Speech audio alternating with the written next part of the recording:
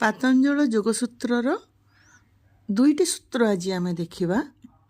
ସୂତ୍ର ସଂଖ୍ୟା 21 ଏବଂ 22।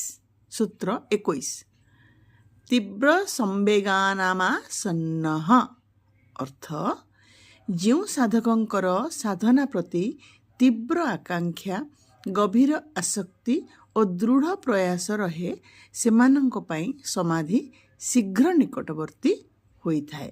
ବ୍ୟାଖ୍ୟା ଏଠାରେ ସମ୍ବେଗର ଅର୍ଥ ହେଉଛି ଅନ୍ତର ଭିତରୁ ଉଦ୍ଭୂତ ତୀବ୍ର ଆଗ୍ରହ, ମୋକ୍ଷ, ଆତ୍ମଜ୍ଞାନ କିମ୍ବା ସତ୍ୟାନ୍ୱେଷଣ ପାଇଁ ଅଦମ୍ୟ ଆତୁରତା। ଯେଉଁ ସାଧକ ଆଳସ୍ୟ, ସନ୍ଦେହ ଓ ବିକ୍ଷେପକୁ ତ୍ୟାଗ କରି ନିରନ୍ତର ଏବଂ ଏକାଗ୍ର ଭାବେ ଅଭ୍ୟାସ କରନ୍ତି ସେମାନଙ୍କର ଚିତ୍ତ ଶୀଘ୍ର ଶାନ୍ତ ହୁଏ ଓ ସମାଧି ଲାଭ ସହଜ ହୁଏ। ଉଦାହରଣ ଦେଖିବା। ଯେପରି ଜଣେ ଛାତ୍ର ଯଦି ମନପ୍ରାଣ ଲଗାଇ ନିୟମିତ ପଢ଼େ ତେବେ ସଫଳତା ଶୀଘ୍ର ମିଳେ। ସେହିପରି ଯୋଗ ସାଧନାରେ ତୀବ୍ର ଆଗ୍ରହ ଥିଲେ ସମାଧି ଦୂର ନୁହେଁ।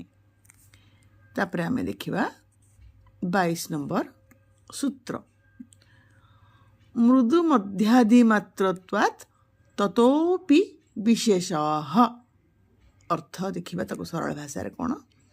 ସାଧକଙ୍କର ସାଧନା ଯେତେ ମୃଦୁ, ମଧ୍ୟମ କିମ୍ବା ଅତ୍ୟଧିକ ତୀବ୍ର ହୁଏ ସେହି ମାପ ଅନୁସାରେ ସମାଧି ଲାଭରେ ମଧ୍ୟ ଭିନ୍ନତା ଦେଖାଯାଏ। ତାର ବ୍ୟାଖ୍ୟା ଦେଖିବା।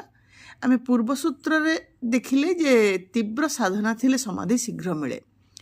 ଏଇ 22 ନମ୍ବର ସୂତ୍ର କହୁଛି ସେଇ ତୀବ୍ରତା ମଧ୍ୟ 3 ପ୍ରକାରରେ ହୁଏ।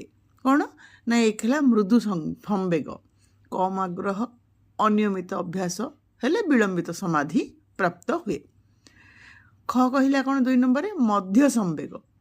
ମଧ୍ୟ ସମ୍ବେଗ ହେଲା ଭଲ ଆଗ୍ରହ, ନିୟମିତ ଅଭ୍ୟାସ ହେଲେ କ'ଣ ହୁଏ ନା କ୍ରମଶଃ ସମାଧି ଦିଗକୁ ଯୋଗୀ ବା ସାଧକ ଯାତ୍ରା କରେ।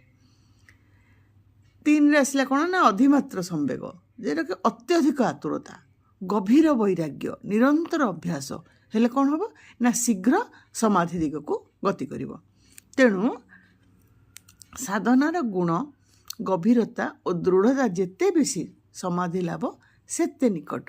ଉଦାହରଣ 3 ଜଣ ଲୋକ ସମାନ ପରୀକ୍ଷା ପାଇଁ ପଢ଼ୁଛନ୍ତି।